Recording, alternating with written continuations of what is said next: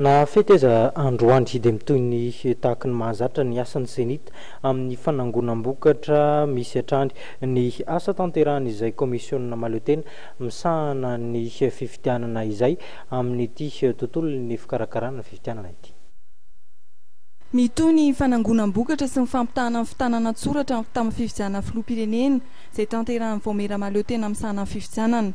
Biraom-Panatsaham-Bato 904 amin'ireo 104 no efa vita ny fampitahana amin'ny vokatra teo anivon'ny senita raha ny zava-nisy tamin'ny 4 ora sy 4 minitra teo. Ny fanangonam-bokatra zany eto amin'ny senita dia efa mianika mihoatra ny 500 sika amin'izao fotoana zao. Zany hoe raha jerena zany ny bureau de vote, raha ny bureau de vote zany jerentsika dia fa efa any amin'ny 900 ny bureau de vote zany efa voangina eto amin'ny senita amin'izao fotoana zao ary efa vita ny fampitahana. Fa kosa ny eo amin'ny raha ny électeur anay zany ho jerena dia mihodinkodina eo amin'ny 500 eo tsika zany. Tsy mbola namaritra ny fotoana tena moahana ny vokatra vonjy-maika feno ny senita. Notsim-piantokona ndraikitra eo anivon'ny Vaomera misahana amin'ny fifidianana kosa fa miasa foana izy ireo mandra-pamoaka amin'ny vokatra ny fifidianana filoham-pirenena sy solom-bavam-bahoaka.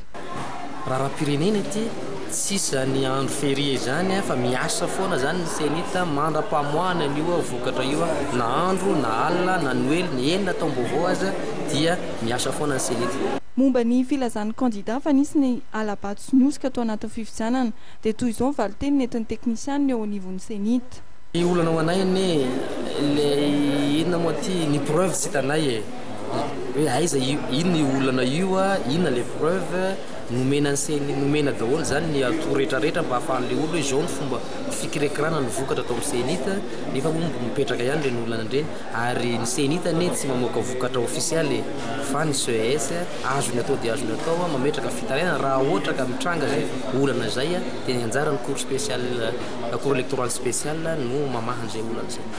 Hatreto aloha tsy mbola mipetraka zay olana goavan'izay hoe samy hafa par rapport amin'ny PV réel ny PV scan tsy mbola nahita aloha zay hatreto. Ny zavatra mety hitranga dia mety fandosona teo amin'ny fitahana an-tsoratra ka izay mihitsy ny antony ny ilana an'le fampitahana hoe ity ny vita saisie dia raha oharina ny PV zay tonga eo dia misy ny fivoahana fa tsy azo avoaka iny raha tsy vita zay redressement atao zay.